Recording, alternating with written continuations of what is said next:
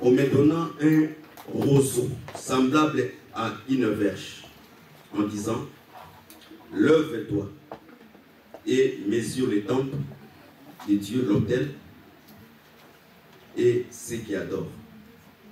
Je répète vraiment les écritures qu'il a données. Jean 4.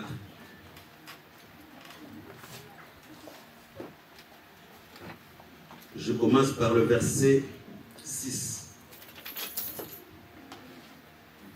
Là s'est trouvé le puits de Jacob. Jésus, fatigué du voyage, était assis au bord du puits. C'était environ la 6e heure. Une femme samaritaine, une femme de Samarie, vint puiser de l'eau. Jésus lui dit, donne-moi à boire, car ses disciples étaient allés à la ville pour acheter des vivres. La femme samaritaine lui dit, comment toi qui es juif me demandes-tu à boire à moi qui suis une femme samaritaine?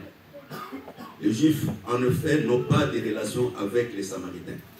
Jésus lui répondit, si tu connaissais le don de Dieu, et qui est celui qui te dit, donne-moi à boire, tu lui aurais toi-même demandé à boire, et il te donnerait de l'eau vive.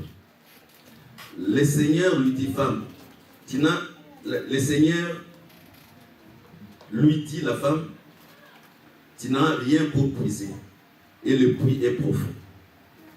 Tu auras-t-il donc cette eau vive? Es-tu plus grand que notre père, Jacob, qui nous a donné ce puits, et qui en a bu de lui-même, ainsi que ses fils et ses troupeaux? Jésus lui répondit, quiconque boit cette eau aura encore soif, mais celui qui boira l'eau que je lui donnerai n'aura jamais soif, et l'eau que je lui donnerai deviendra une source d'eau qui jaillira jusqu'à la vie éternelle. La femme lui dit, Seigneur, donne-moi cette eau, afin que je n'aie plus soif et que je ne vienne plus puiser ici. Va, lui dit Jésus, appelle ton mari et viens ici. La femme répondit, je n'ai point de mari. Jésus lui dit, tu as eu raison de dire que je n'ai point de mari, car tu en as eu 5 maris, et celui que tu as maintenant n'est pas ton mari. En cela, tu as dit vrai. Seigneur, lui dit la femme, je vois que tu es un prophète. Nos pères ont adoré sur cette montagne, et vous vous dites, vous, que le lieu où il faut adorer est à Jérusalem. La femme dit Jésus, crois-moi, l'heure vient où ce ne sera ni sur cette montagne, ni à Jérusalem. Vous adorez le Père, vous adorez ce que vous ne connaissez pas. Nous adorons ce que nous connaissons, car le salut vient des Juifs. Mais l'heure vient, elle est déjà venue, où les vrais adorateurs adoreront le Père en esprit et en vérité. Car ce sont là les adorateurs que le Père cherche. Dieu est esprit, il faut que ceux qui l'adorent en esprit et en vérité. Prenons une écriture, Genèse 22. J'ai relis seulement les écritures que le bien-aimé a données. Genèse 22.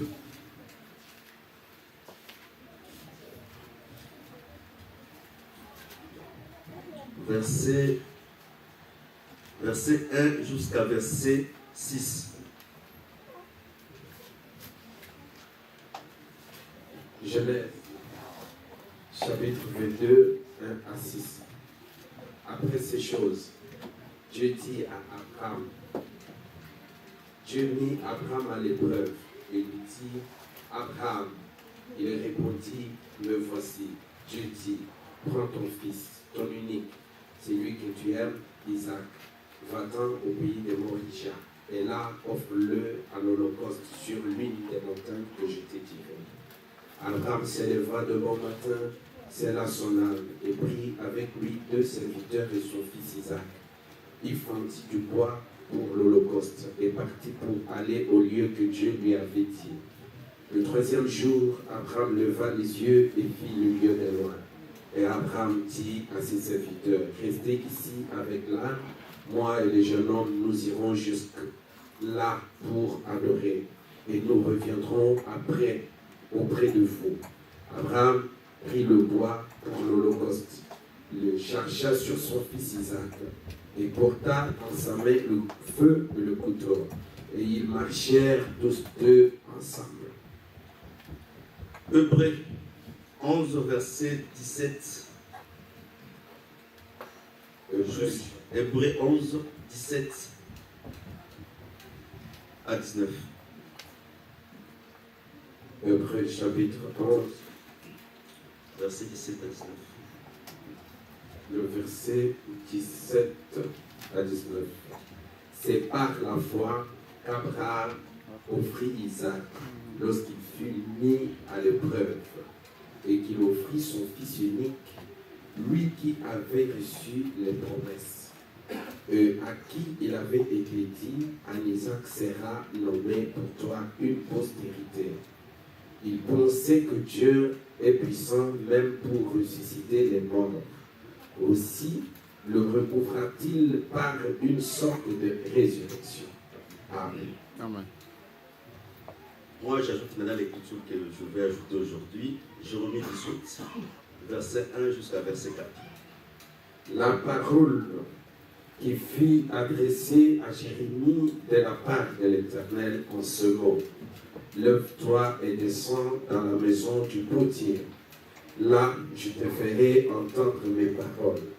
J'ai descendu dans la maison du potier, et voici, il travaillait sur une tour.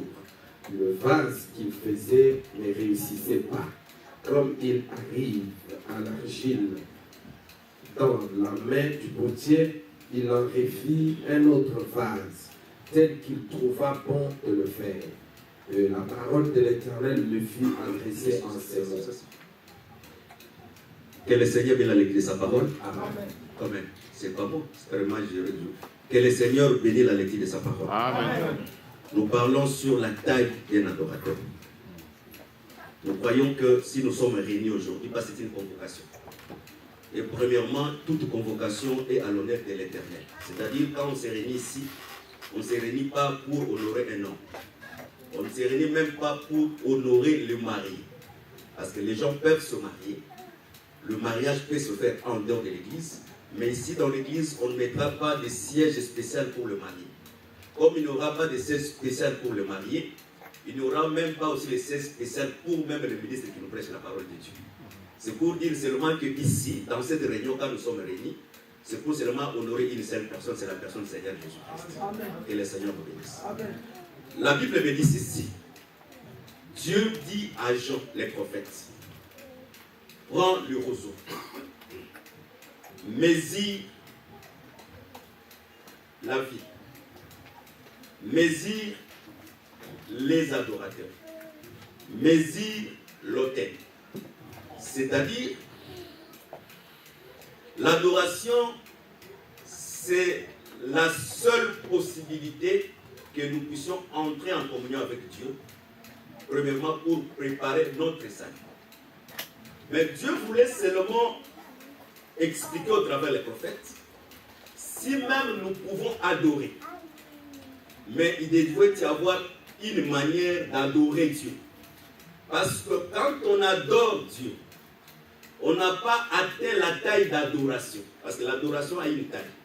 Si quelqu'un n'a pas atteint cette taille, même s'il prie, même s'il chante, il chante peut-être par les sentiments de la chair, et cela ne fera pas à Dieu un culte agréable et raisonnable. L'Écriture dit ceci. Dieu cherche les vrais adorateurs qu'il adore en esprit et en vérité. C'est par là, si je prends vraiment la pensée de cette écriture, je comprends depuis Genèse, jusqu'à la venue du Seigneur, Dieu n'avait pas encore trouvé les vrais adorateurs. Parce que l'écriture me dit ceci. Moïse est venu avec la loi, mais Jésus-Christ est venu avec la grâce et la vérité.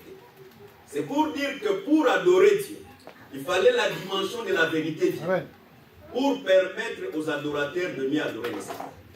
Mais pour adorer Dieu, c'est selon ce qu'on nous a prêché. Il faut premièrement que la personne atteigne la taille de l'adoration.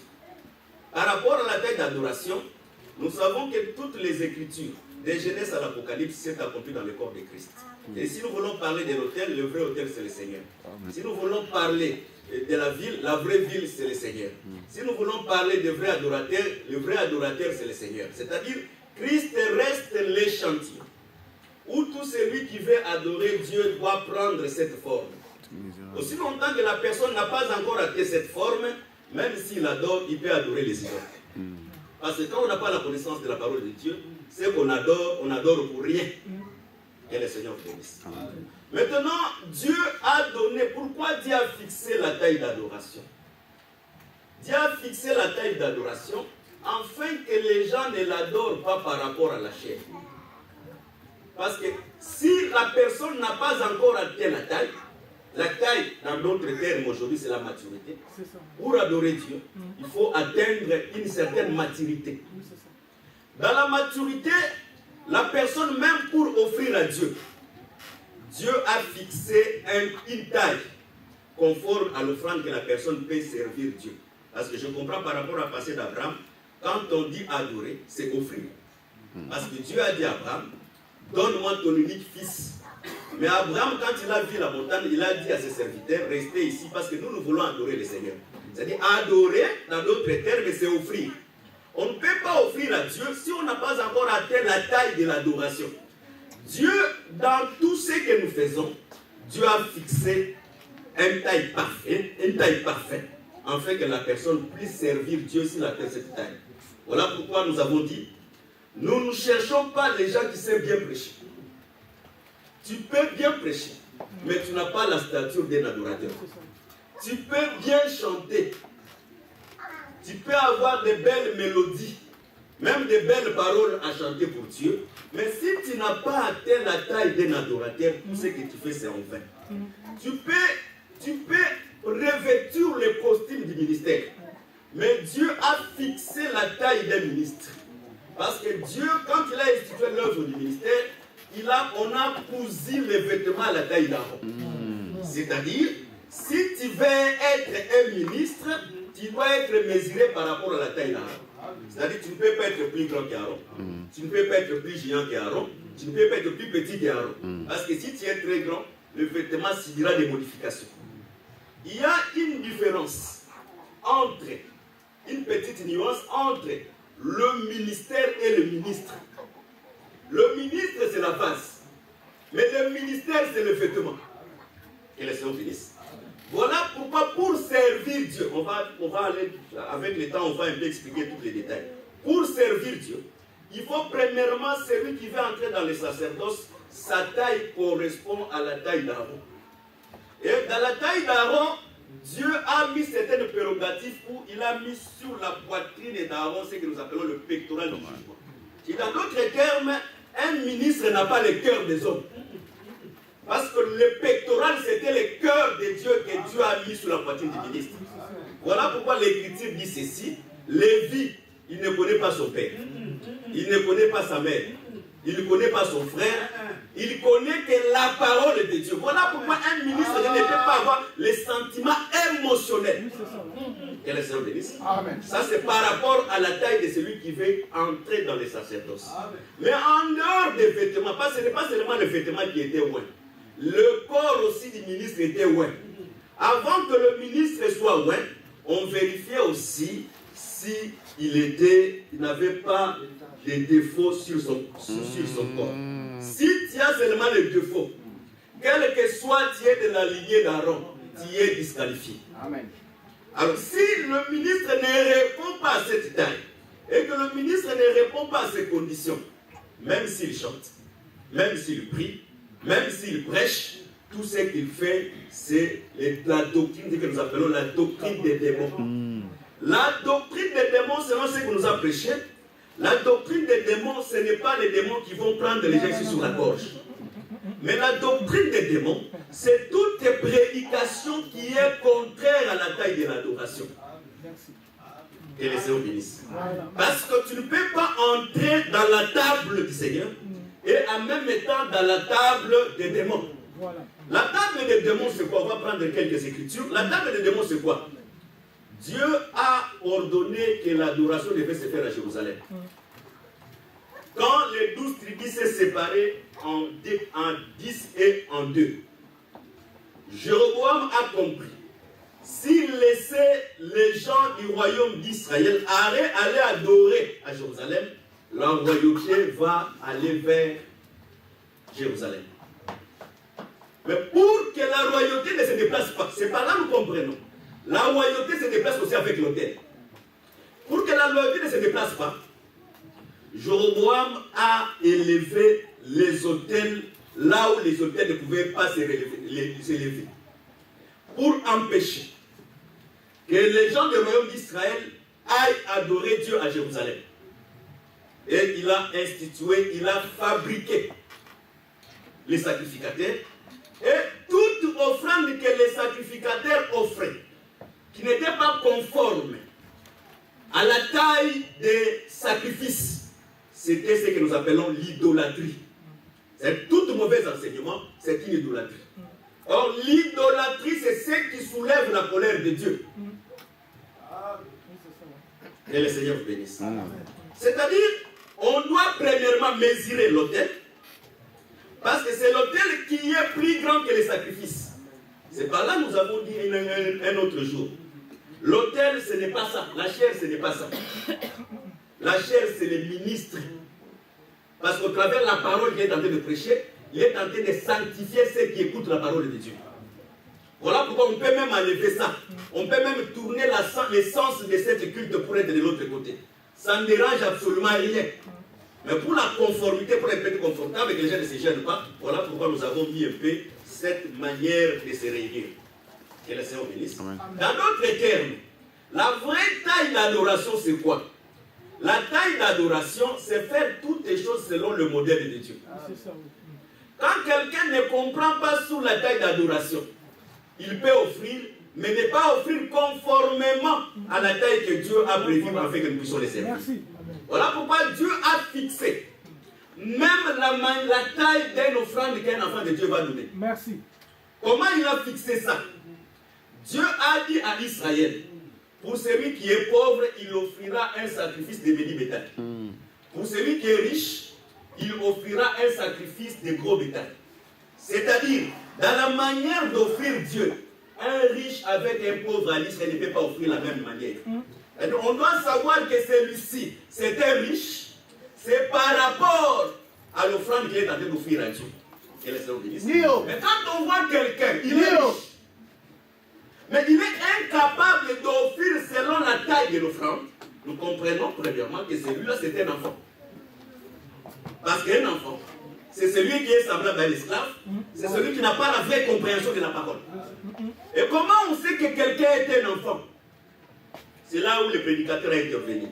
Il a dit ceci. Dieu, avant de demander à Abraham son fils, Dieu a attendu premièrement, ça c'est moi j'ajoute, parce que l'émission c'est complète, Dieu a attendu premièrement qu'Isaac soit circoncis. Après qu'Isaac soit circoncis, Isaac devait être sévré. C'est-à-dire, Isaac devait quitter le lait pour commencer à manger la nourriture solide. C'est à ce moment, quand Isaac a commencé à manger la nourriture solide, que Dieu a demandé à Abraham maintenant Isaac comme étant un sacrifice. Or, la nourriture que nous mangeons rend aussi la personne est identique à la même parole qu'il est en train d'écouter. C'est-à-dire, quand on voit par la reproduction de la parole, ce n'est pas seulement par l'écoute, mais par la reproduction de la parole, c'est par là que nous comprenons la taille de cet adorateur qui est en train d'adorer. Que les Seigneur bénisse. Voilà pourquoi il est même important. Même les gens qui sont dans l'église, quand quelqu'un prie, il faut mettre l'oreille sur ce côté de prière. Pour comprendre que si la personne a déjà atteint la taille d'un vrai adorateur. Parce que si on ne met pas l'oreille, je vais donner quelques exemples, la personne peut commencer à prier, mais sans pourtant atteindre la taille parfaite d'un adorateur. Je prends un exemple. Il peut commencer à dire, Seigneur, tu ma grande mère. Seigneur, que le Dieu brille les démons. Que les démons brillent. Seigneur, donne les démons le sang de Jésus. Nous comprenons que la personne, bien qu'il prie, bien qu'il est au milieu de nous, il n'a pas encore atteint la taille parfaite d'un adorateur. Parce qu'une très bonne prière, la prière doit être conforme à ce qui est écrit. Si la prière perd la cadre de la parole, ça devient les sentiments et les émotions des hommes. Que le Seigneur vous bénisse. Voilà pourquoi la Bible dit ceci. Jésus étant fatigué, il vient sous le puits. Il voit une femme qui vient puiser de l'eau. Jésus dit, donne-moi de l'eau. La femme dit, comment toi qui es un juif, tu me demandes de l'eau à moi qui est un samaritain? Premièrement, les samaritains et les juifs ne s'entendaient pas. Après la séparation du royaume d'Israël. Pourquoi? Parce qu'après la déportation, le roi Salmanassar, il a pris le samaritain qui était dans le royaume d'Israël, il les a amenés à captif vers Babylone, et il a pris les Babylonais, il l'a ramené vers Israël. Et quand ils sont arrivés en Israël, comme ils ne savaient pas comment vivre en Israël, les lions ont commencé à manger les Babylonais qui étaient venus en Samarie. Et directement, ils ont fait recours au sacrificateur Lévi, afin de leur montrer comment vivre en Samarie. C'est par là, cette race des Samaritains, pour les Juifs, avec cet mélange, était considérée comme étant des païens. Parce que les saluts, c'est là où il y a l'autel. Quand on parle de l'autel, on parle de vrai autel. Parce qu'il peut y avoir des autels, mais il doit y avoir un vrai autel selon le modèle de Dieu. Et le vrai autel, la vraie autel, elle a une forme de carré. Lisez très bien la Bible. Quand Moïse a institué le tabernacle, l'autel a une forme de carré. C'est-à-dire la largeur, la hauteur, la longueur et la profondeur ont la même dimension. C'est impossible par rapport à la science. Quand on dit la largeur, c'est ce qui est plus court. Quand on dit la longueur, c'est ce qui est plus long.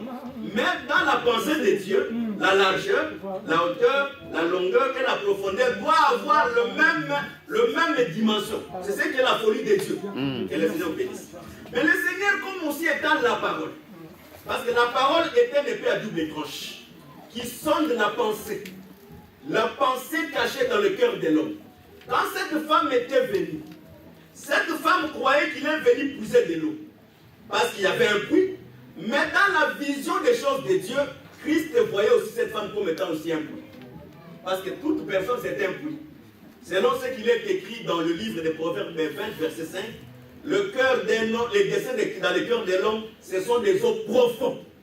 Or, pour puiser ce qui est dans la profondeur, il faut avoir ce qui est pour puiser. Voilà pourquoi le Seigneur est venu avec l'unité de mesure. Pour commencer à mesurer cette femme qui était un adorateur. Quand il a mesuré dans la profondeur, parce que la profondeur, c'est ce qui était caché dans le cœur de cette femme. Qu'est-ce qui était caché dans le cœur de cette femme? C'était l'inimitié. Or, le Seigneur est venu réconcilier, selon ce que Paul dit dans le livre des Corinthiens, le Seigneur est venu réconcilier le monde avec lui-même dans le corps du Seigneur Jésus-Christ. Christ en étant le mystère de la réconciliation. C'est-à-dire, quand Jésus était venu dans le puits, c'est pour faire écouler le mur qui séparait les Juifs et le Samaritain. Voilà pourquoi nous avons dit ceci. La première mesure de taille d'un adorateur. Un adorateur ne peut pas être quelqu'un qui a des inimités avec les gens. Parce que le Seigneur lui-même, il a quitté le ciel pour réconcilier les hommes avec Dieu. Voilà pourquoi on a dit, l'Écriture dit ceci. Avant d'offrir l'offrande sur l'autel, si tu as ton offrande dans la main, tu veux offrir, tu vois que tu as les problèmes avec ton frère. La Bible est trop claire, tu as les problèmes avec ton frère. Avant de mettre l'offrande sur l'autel, premièrement, va te réconcilier avec cette personne. Or, nous comprenons. La personne qui est venue, c'était le Seigneur comme étant Dieu. Comme il avait les problèmes avec la création avec Adam, comme il avait son offrande qui était son propre corps, avant d'offrir l'offrande à la croix, il a abandonné son offrande, il est parti vraiment se réconcilier. Voilà pourquoi il a dit, Père, pardonne-le, parce qu'ils ne savent pas ce qu'ils sont en train de faire. Le Seigneur, avant d'offrir son corps comme étant le véritable offrande, il a cherché premièrement de se réconcilier avec ses ennemis. Voilà pourquoi il nous a aussi laissé, nous qui sommes sur la terre, le ministère de la réconciliation. Un adorateur, premièrement, afin que nous puissions savoir que dans la largeur, que cette personne c'est un adorateur, c'est quelqu'un qui a un esprit de réconciliation. Quand on veut se réconcilier, des fois il faut connaître la faiblesse de certaines personnes. Vous savez pourquoi Dieu a fixé, Eran, tu me regardes quand je prêche, vous te fermez au téléphone.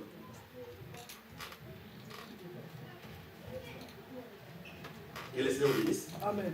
Tu me décrives maintenant parce que tu es sur le téléphone. Que le Seigneur vous bénisse. C'est-à-dire, le Seigneur, il nous a laissé le mystère de la réconciliation. Un adorateur, avant que nous puissions savoir que c'est un adorateur, on doit prendre l'unité de mesure. De voir que si la personne ici, il a l'esprit de la réconciliation. Dans l'esprit de la réconciliation, qu'est-ce que je voulais dire? Vous savez pourquoi Dieu a posé les lois de la jubilée.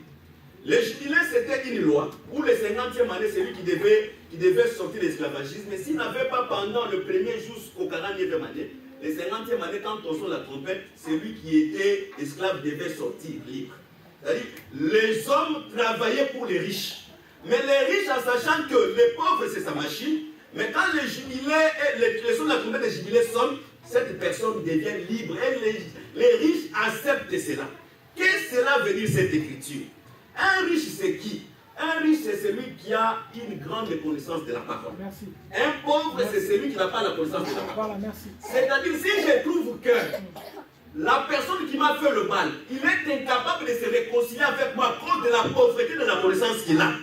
Mais moi, comme j'ai la richesse, j'ai une grande connaissance, moi, je dois accepter de perdre ma raison. Parce que j'avais raison, mais de chercher à se réconcilier avec la personne qui m'a fait du tort. Parce que des fois, on attend la personne, mais la personne ne viendra pas. Pourquoi? Parce que la connaissance de la parole, la pauvreté de la parole qui est en lui, ne lui permet pas de donner du réflexe de chercher la réconciliation. Que le Seigneur bénisse. Voilà pourquoi si moi je comprends que la personne a cette stature-là, facilement, moi je dois aller vers lui. Amen. Que le Seigneur bénisse. Amen. Je prends encore un exemple avant d'avancer. Vous savez, il y a un très grand problème dans nos mariages. Souvent, les femmes ont des difficultés de reconnaître leurs erreurs.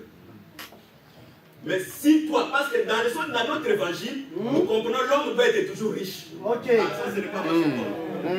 Ce n'est pas moi, c'est Paul. Très bien. Parce que Paul dit ceci. Souligné. Paul dit ceci. Il dit, si la sœur a une question à poser, l'homme riche est dans sa maison. Il rentre chez lui dans la maison pour poser sa question à son mari. C'est-à-dire, nous comprenons que le mari doit être toujours l'homme riche.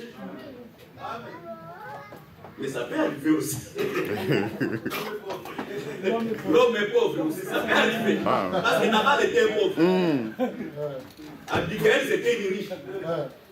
Que les hommes bénissent. Quand je comprends que ma femme n'a pas cette capacité-là, ne cherchez pas à me dire si vous à créer des problèmes là, il ne faut pas créer. Cherche seulement à harmoniser la situation. Sinon, cette femme deviendrait un obstacle dans tes prières. Parce que tu ne peux pas prier si vous n'êtes pas en commun à bord. On n'a pas beaucoup de prières que nous prions. Des fois, on croit qu'on sert Dieu, mais par rapport à la taille d'adoration, Dieu n'exauce absolument rien. Parce que vous êtes au lit, tu ne le regardes pas, mais tu te mets à genoux pour prier. Mais la prière que tu fais là, ça va où? Amen. Voilà, merci. Merci. Amen. C'est-à-dire, la taille d'un adorateur, il doit avoir premièrement la capacité de se réconcilier. Comme Jésus nous a réconciliés avec Dieu. Jésus s'est déversé aussi dans l'église afin que l'église annonce aussi le mystère de la réconciliation. C'est par là que nous avons dit, on ne peut pas être, on est réunis dans une église et un ministre vient prêcher et après sa prédication nous trouvons que l'église devient église. C'est par là que nous comprenons que celui qui est passé là-bas, ce n'est pas un enfant de Dieu. Quelle que soit sa prédication, quel que soit le mystère qu'il a prêché. Parce qu'on n'est pas enfant de Dieu quand on prêche le mystère. Amen. Tu peux avoir une connaissance, mais une connaissance erronée. Je vais prendre des écritures avant d'avancer. Les démons qui étaient dans les fous de Gadara, ils avaient la pensée prophétique de Dieu. Parce qu'ils ont dit à Jésus, nous te prions, ce n'est pas notre temps. Évite de nous troubler. C'est-à-dire les démons avaient la connaissance de la prophétie. Parce que c'est dans le temps, après le temps que le Seigneur va dépouiller les diables de son autorité. Mais aujourd'hui, même si tu brilles les démons, même si tu les chasses, il va continuer à travailler. Parce que c'est le temps que le Seigneur lui a laissé pour travailler. C'est pour dire que les démons ont aussi la connaissance du temps. Mais voilà pourquoi il y a des révélations qui sont les révélations liées à la chair. Mais il y a aussi les révélations qui sont liées à l'esprit. Parce que Pierre pouvait dire à Jésus que tu es le Fils de Dieu. Et facilement Jésus pouvait dire à Pierre, ce n'est ni le sang, ni la chair qui t'ont révélé, c'est mon Père qui est au ciel, qui t'a révélé. Quand la révélation vient de Dieu, la révélation doit être cohérente avec les saints. Mais quand la révélation ne vient pas de Dieu, vient dans la chair, la révélation ne sera pas cohérente avec les saints. Voilà pourquoi tu peux voir quelqu'un en train de prêcher la révélation, mais sa propre vie n'est pas conforme à la parole qu'il est en train de prêcher. C'est dans la même manière pour un adorateur, par le premier unité de mesure, c'est de savoir si ses frères ou la sœur ici, il a la capacité de se réconcilier. Or, quand on parle de la réconciliation, on parle aussi du pardon. C'est ça, tout à fait. On ne peut pas se réconcilier sans se pardonner. Beaucoup, ils sont dans cet évangile, mais ils ont les difficultés de pardonner. Mais ils croient être un enfant de Dieu. Non, mon frère. La Bible dit ceci. Jésus a donné une parabole. Il y avait quelqu'un qui devait à son maître. Son maître a fait la remise de ses dettes. Mais lui, quand il est sorti, il a vu un autre qui le devait, il a commencé à tabasser. Et on a allé rapporter au maître, le maître l'a pris. C'est pour dire seulement que nous, tels que nous sommes, on devait plus à Dieu. Parce que même si sur la terre, les gens te doivent, mais c'est que nous, on devait le Seigneur est trop grand. Mais le Seigneur, par l'œuvre de la croix, par l'offrande de Christ, il nous a remis nos péchés. Voilà pourquoi tu es obligé aussi, toi, même si tu n'as pas l'envie, même si quelqu'un a pris ta femme, tu es obligé de lui pardonner. Parce que la Bible dit, pardonnez-vous les uns les autres, afin que votre Père qui est au ciel puisse aussi vous pardonner. Mais je ne t'envoie pas d'aller prendre la femme d'un homme. Parce qu'un enfant de Dieu ne peut pas prendre la femme d'autrui, parce que la femme d'autrui, c'est une piège pour la vie précieuse. Lui aussi, il va te tuer, il demande encore pardon. C'est le pardon. Que le Seigneur vous bénisse. C'est-à-dire, un vrai adorateur, il doit avoir l'esprit de pardon. Voilà pourquoi quand le Seigneur est venu, il a mesuré cette femme, lui comme étant la parole qui est l'épée. La parole là où il est, il doit sortir ce qui est caché dans son cœur. Jésus n'a pas dit à sa femme, est-ce que nous deux on s'entend? Mais non, c'est seulement par de l'eau. Sa femme a commencé à faire sortir ce qui était dans son cœur. Et après, cette femme a dit, vous avez dit qu'on va adorer Dieu à Jérusalem. À Jérusalem. Mais notre père Jacob a adoré Dieu dans cette montagne. C'est par là que je comprends. Premièrement, Salomon était prudent. Quand on dit qu'on va adorer Dieu, on n'adore pas Dieu n'importe où. Un juif, j'ai dit la fois passée, un juif n'adore pas Dieu n'importe où. Dans cette église où nous sommes réunis, même s'il se fait des miracles, des grands miracles, un juif qui a la loi mosaïque ne viendra pas adorer Dieu. Oui, c'est ça. Merci. Jamais. C'est pour dire qu'un vrai juif, il adore Dieu là où on a placé le nom de Dieu. C'est là où on a placé le nom de Dieu, c'est le vrai lieu d'adoration. Voilà pourquoi le Seigneur pouvait dire facilement, vous adorez ce que vous ne connaissez pas. C'est-à-dire l'unité, notre mesure dans la profondeur. Pour adorer Dieu, il faut avoir la connaissance de Dieu qu'on adore. Vous savez, la Bible dit, un peuple sans révélation, c'est un peuple sans foi. Beaucoup de fois, ils dénigrent la connaissance. Mais la connaissance, c'est la clé de l'adoration. Parce que l'Écriture dit, la vie éternelle, qu'on te connaisse toi, Jésus-Christ, comme étant le seul vrai Dieu. Or, Dieu, pour le connaître, il faut avoir l'idée de mesure. Il faut le connaître dans la longueur, dans la largeur, dans la hauteur et dans la profondeur. Et Jésus, maintenant, Salomon a dit ceci. Pendant que les Juifs croyaient que le lieu d'adoration sera à Jérusalem, dans la maison que Salomon a construite, mais le jour que Salomon a conçu pour dédier cette maison, Salomon a fait encore une autre prière. Il a dit, Seigneur, je sais que tu ne vis pas dans la maison faite dans la main des hommes, mais exauce ma prière. C'est-à-dire que même Jérusalem, selon la pensée de Dieu, ce n'était pas le vrai lieu d'adoration. C'est pour dire, je répète maintenant ce que je suis en train de prêcher, Dieu ne pouvait pas demander à Abraham Isaac aussi longtemps que Isaac n'était pas sévré. Tout le temps qu'Isaac n'était pas sévré, Isaac était comme aussi Ismaël. Est-ce qu'on se comprend? Ismaël, c'est qui selon Paul? Ismaël, c'est celui qui est naquis selon la chair, non selon la promesse. C'est-à-dire, Paul dit ceci dans Galates 3 et Galates 4, il dit, aussi longtemps que l'héritier est enfant, il est semblable à un esclave. Aussi longtemps que Isaac prenait de lait, quel que soit il était héritier, mais il était semblable avec Ismaël. Qu'est-ce qui a séparé Isaac et Ismaël? C'est le jour qu'on a sévré Isaac. C'est à ce moment Isaac s'est séparé avec Ismaël. C'est pour dire ceci. Aussi longtemps que la personne est charnelle, quelles que soient les révélations qu'il est en train de donner, mais c'est un enfant en taille. Parce que quand on mesure sa taille, on trouve qu'il est un enfant. Pourquoi? Parce que la chair continue à travailler dans sa vie. Voilà pourquoi nous avons donné l'écriture de Jérémie 18. La Bible, Dieu dit à Jérémie, va dans la maison du potier, je vais te parler. Jérémie arrivait dans la maison du potier, trouve que le potier prenait l'argile, il fabriquait la vase. Là, tout ce qu'il faisait avec la vase ne réussissait pas. Tout ce qu'il faisait avec la vase ne réussissait pas. Jusqu'à ce que Jérémie, le potier, a pris la même masse. Il a fait un autre vase. C'est pour dire ceci. Un homme qui est encore dans la chair, comme cette femme qui venait puiser de l'eau avec sa vase, aussi longtemps qu'il était encore charnel, tout ce qu'il pouvait faire pour adorer Dieu, ça ne pouvait pas tenir. Un homme charnel dans les choses de Dieu, même s'il écoute la révélation, même si tout ce qu'il peut faire, ce n'est que la pensée de la chair, et cela ne peut jamais avancer pour les saints.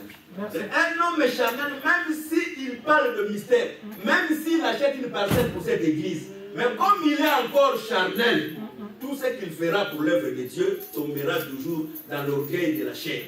Voilà pourquoi avant que cette femme il devienne une source d'eau vive, il devait prendre vraiment la vase qui était dans sa tête pour le déposer par terre. Beaucoup aujourd'hui, il prend la parole que nous sommes en train de prêcher, de mettre dans l'ancienne vase. Or la Bible dit, on ne peut pas mettre le vin nouveau dans une vase, dans une vieille outre.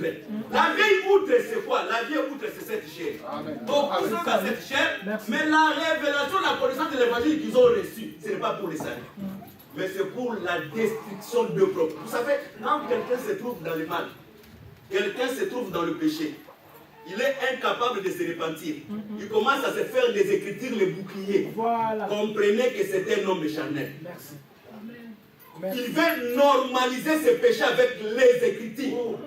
Comprenez que la personne là, c'est une vase ancienne, voilà. Et on a pris le vin nouveau, voilà. On a déversé cela. Or, quand on prend le vin nouveau, on le met dans la vase doit exploser. Exploser, c'est-à-dire quoi? Cet homme, même dans la soute du temps, il fera toujours des scandales. Voilà. Merci. Merci. C'est par là où on nous a prêché ici. Quand est-ce qu'on saura qu'ici c'est la doctrine des démons? La doctrine des démons, on nous a prêché. À l'extérieur, le diable a bien conquis. Tous les gens qui vont dans la boîte de nuit là, le diable n'a plus le temps d'aller les chercher. Le diable est venu aujourd'hui dans l'église. Il est venu dans l'église comment? Par le déguisement. Car Satan lui-même se déguise à l'ange de lumière. C'est-à-dire par le déguisement, les gens qui ont revêtu la lumière dans leur corps, mais ils ne sont pas la lumière.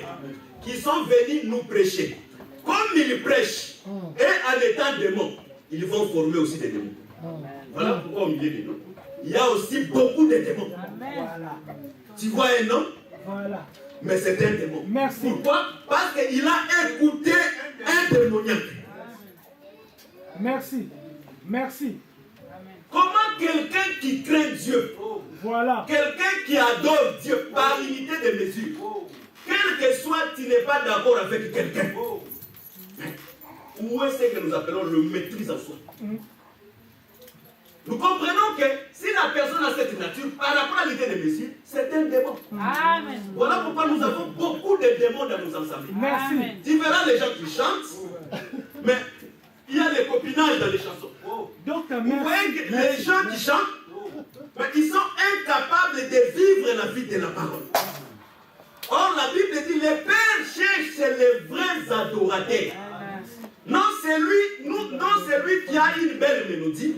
Non, c'est lui qui sait bien manipuler les Écritures. Mais c'est lui qui vit dans l'esprit. Or, quand Isaac devient sévré, dans d'autres termes, c'est le dépouillement de la chair. Que le Seigneur bénisse. Voilà pourquoi nous comprenons. Si Jésus a dit à cette femme, tu deviendras une source d'eau. Jésus voulait que cette femme puisse entrer dans la fête des tabernacles. Parce qu'on ne peut pas entrer dans la fête des tabernacles si on demeure encore dans l'ancienne tente. Le jour de la fête des tabernacles, c'est le jour qu'on quitte les tentes et on entre dans la maison définitive. Donc, on peut adorer Dieu si seulement on s'est dépouillé de la chair pour revêtir un autre corps qui est le corps de l'esprit. Voilà pourquoi le livre de Zacharie 14 dit ceci. Les gens qui ne partiront pas adorer Dieu à Jérusalem, la pluie ne descendra pas sur eux. Est-ce qu'il y a un rapport entre l'adoration et la pluie? Oui, il y a un rapport avec l'adoration et la pluie. Parce qu'on ne peut pas parler de la pluie s'il n'y a pas une offrande. Ça, ce n'est pas moi. C'est Malachie qui dit apportez les dîmes dans la maison du trésor pour que le ciel s'ouvre. Quand je parle des dîmes et des offrandes, je ne prends pas vraiment les dîmes que vous donnez. Je prends vraiment la vraie dîme qui est lui-même le Seigneur Jésus et la vraie offrande qui est lui-même le Seigneur Jésus.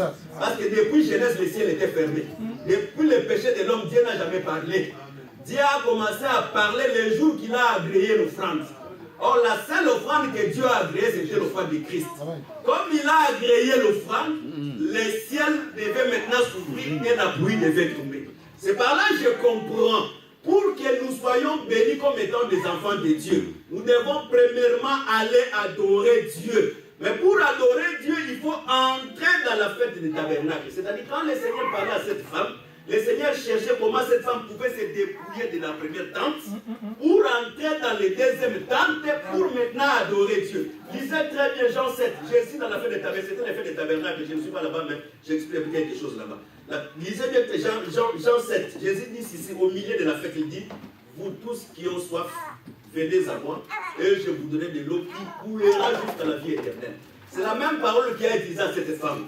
Si tu savais au moins, c'est moi qui t'allais donner de l'eau et cette eau coulera. Or, l'eau qui coule jusqu'à la vie éternelle, c'est le Saint-Esprit. On ne peut pas adorer Dieu si on n'a pas reçu le Saint-Esprit. Parce que les seules personnes qui connaissent la profondeur de la volonté de Dieu, ce n'est que son esprit. Voilà pourquoi pour adorer Dieu, il faut avoir le Saint-Esprit. Tout celui qui n'a pas le Saint-Esprit, même s'il a de belles mélodies dans la prière, mais sa prière c'est une abomination. Merci. Merci. Et le Seigneur bénisse. C'est-à-dire le Seigneur marchait dans le processus de faire traverser cette femme toutes les fêtes de l'Éternel jusqu'à la fête des tabernacles pour maintenant adorer Dieu. C'est par là que je comprends. Quand on adore Dieu dans le vrai stature des mesures de la taille d'un adorateur, c'est à ce moment la pluie descend dans ta vie. Si beaucoup de gens aujourd'hui ne voient pas la pluie dans leur vie, premièrement, la taille de leur offrande, la taille d'eux-mêmes comme aussi étant une offrande de Christ, parce qu'en dehors de l'offrande que nous amenons, notre vie aussi, c'est une offrande que nous amenons à Dieu. Or, dans la loi des offrandes, Dieu n'agrée pas une offrande avec un défaut. Voilà pourquoi les sacrificateurs, premièrement, en dehors de l'offrande que tu peux rapporter comme étant la monnaie, les sacrificateurs doivent avoir la capacité de mesurer l'adorateur si sa vie est conforme à la parole. Merci. Or, si la vie de cette personne est conforme à la parole, les sacrificateurs, même s'ils ne parlent pas, mais les sacrificateurs vont comprendre, parce que sur sa poitrine, il y a un phénomène surnaturel qui correspond à la volonté de Dieu. Voilà pourquoi un ministre n'a pas de sentiments. Premièrement, il n'a pas le cœur des hommes. Merci. Merci. Un ministre ne sait pas diviser ses enfants, sa femme ou un frère dans l'assemblée. Tous les frères dans l'assemblée, toutes les sœurs dans l'assemblée sont sur les mêmes unités de mesure. Merci. Si cette mesure tombe que tu es conforme, vous savez, si aujourd'hui rien n'avance, des fois par notre vie, nous sommes des hommes, nous courons vers la perfection. Parce qu'il y a certaines à laisser aller, certaines choses que nous pratiquons n'est pas conforme à l'unité de mesure. Parce que Dieu a donné à tout sacrificateur une unité de mesure. Vous savez, Abraham ne pouvait pas adorer s'il n'avait pas marché les 3 jours de marche. Quand il a marché après 3 jours, c'est après 3 jours qu'il a vu les liens d'adoration. De la même manière, Israël, quand ils sont sortis de l'Égypte, ils devaient marcher 3 jours pour aller adorer Dieu. Or, quand ils ont fait 3 jours de marche, qu'est-ce qui s'est passé? Moïse a édifié les tabernacles. Or, quand Moïse a édifié les tabernacles, pour adorer, pour camper devant les tabernacles, il faut vraiment qu'il soit recensé. Et il faut qu'il y ait aussi l'âge de camper tout autour des tabernacles. Tout le monde ne campait pas tout autour des tabernacles. On campait tout autour du tabernacle en ayant aussi l'âge. C'est l'âge de camper tout autour des tabernacles. Tu ne peux pas donner les autres les formes si toi-même tu n'as pas la forme de Dieu. C'est très important. Quelle est ça? C'est-à-dire, il y a une unité. Premièrement, qui est le tabernacle. Et tout le monde doit se conformer à la taille du tabernacle.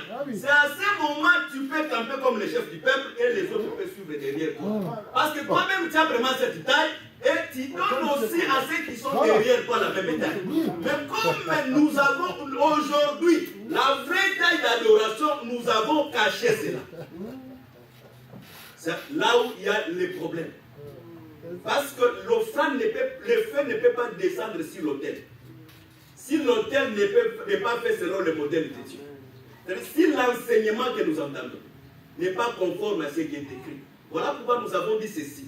C'est le ministre qui donne la forme dans l'église. Quand il trouve que dans l'église les gens sont orgueillés, sache-le que le prédicateur aussi est orgueilleux.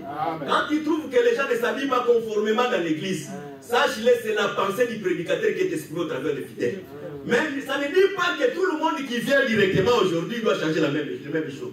Nous devons aussi laisser l'État. Il y a certaines personnes, ce n'est pas nous les ministres qui vont le prêcher, mais ce sont les gens qui sont assis sur les bancs. Leur manière de se vêtir, leur manière de réagir et d'agir, ça peut aussi amener quelqu'un à la conversion. Mais quand les gens qui sont sur le banc, ils ont déjà pris beaucoup de temps dans cet évangile, leur manière de réagir par rapport à la mesure de la parole, ça montre que, parce qu'un enfant ne réagit sans cœur. Un enfant, mais un adulte, c'est ce qu'on nous a prêché.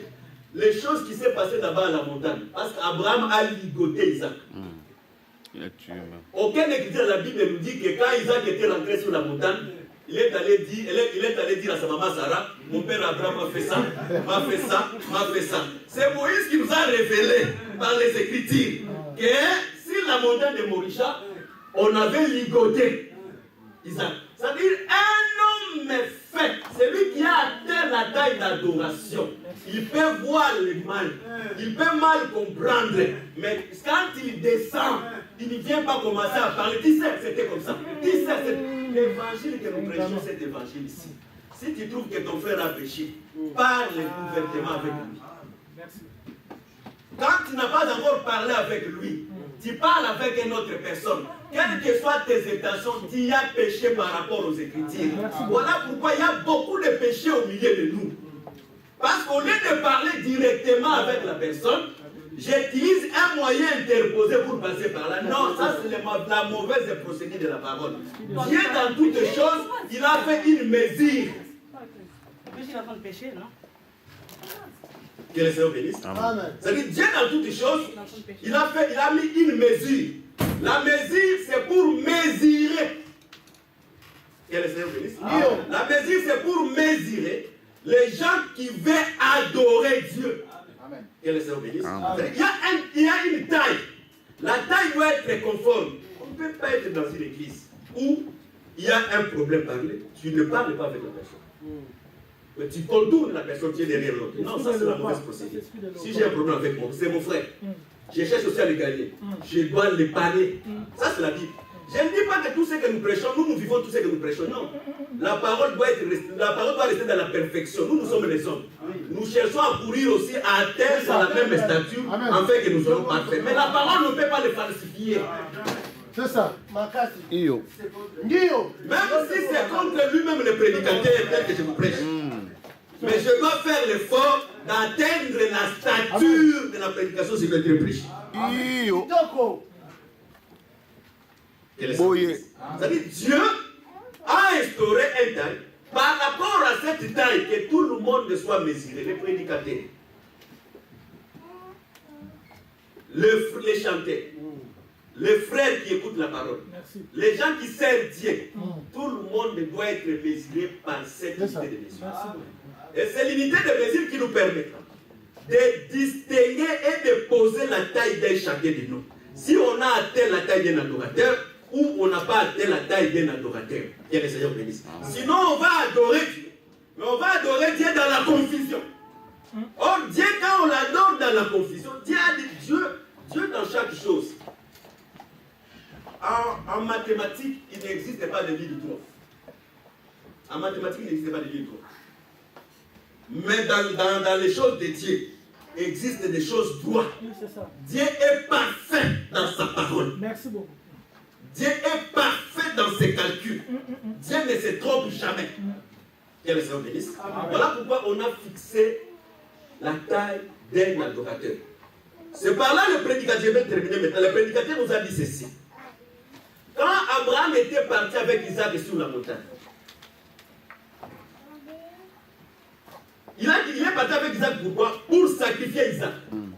Quelle est la grâce? Quand on pense quelque chose, on l'a déjà fait. Comme Abraham avait l'intention de sacrifier Isaac, comme il est parti avec Isaac, dans l'autre manière, il avait déjà sacrifié Isaac. C'est-à-dire Isaac qui est retourné avec Isaac. Il a compris maintenant, c'est Paul qui nous dit dans Hébreu. C'est Paul maintenant qui dit dans Hébreu, il dit ceci. Il dit Abraham